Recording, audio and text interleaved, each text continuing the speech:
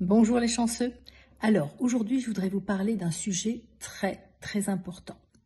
Si votre enfant dort la bouche ouverte, ou si pendant la journée, il est avec la bouche ouverte pendant plus d'1 minute alors qu'il n'est pas en train de parler, eh bien, votre enfant est en danger.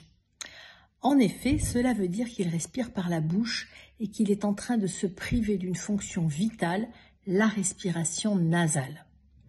Alors, qu'est-ce qui se passe quand on respire par le nez? D'abord, effectivement, l'air est filtré, c'est-à-dire qu'il y a un air de meilleure qualité qui rentre dans nos poumons, mais surtout, la respiration par le nez permet de réguler la température du cerveau.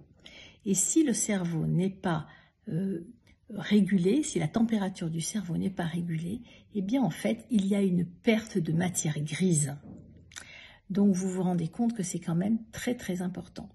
Et cela peut provoquer des enfants hyperactifs avec des problèmes de concentration, des problèmes de mémorisation.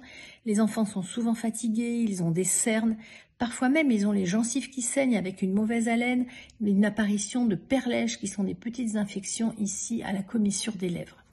Donc, si vous vous rendez compte que vos enfants ont ces symptômes, je vous conseille de consulter très vite un orthodontiste fonctionnel qui pourra donc faire une analyse de ce qui dysfonctionne dans les fonctions bucco-respiratoires de vos enfants.